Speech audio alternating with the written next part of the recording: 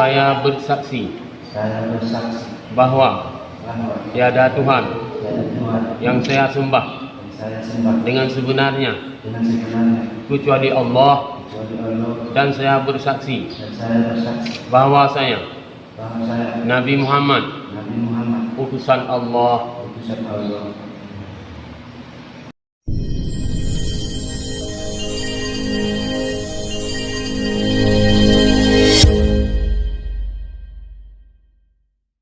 Di Makkah menanamkan akidah, meluruskan keyakinan, membentuk iman 13 tahun, membebaskan manusia dari belenggu kemusyrikan.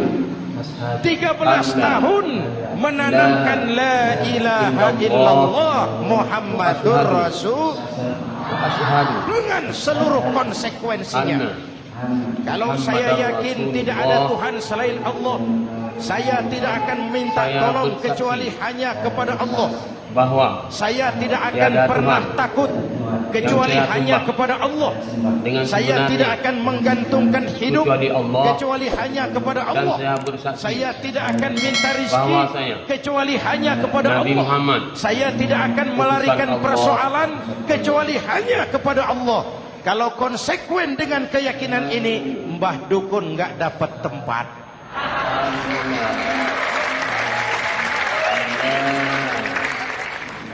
Akur, ayo lihat secara sederhana. Saya sandaran di tiang, tiangnya ambruk, sayanya jatuh. Saya sandaran di tembok, temboknya runtuh, saya juga runtuh. Saya sandaran kepada orang kaya, dia jatuh miskin, saya bangkrut. Saya sandaran kepada jenderal, dia pensiun, saya selesai. Tapi kalau saya sandaran hanya kepada Allah, Allah tidak akan pernah miskin, Allah tidak akan pernah lumpuh, Allah tidak akan pernah terpuruk, dan Allah tidak akan pernah berkurang kekuasaannya.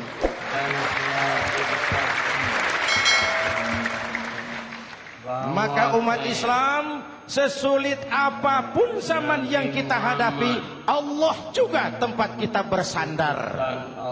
Jelas? Selama ini kita iman dalam ucapan, tapi sekuler dalam perbuatan. Di masjid ada Allah, di kantor Allah tidak ada, maka korupsi merajalela.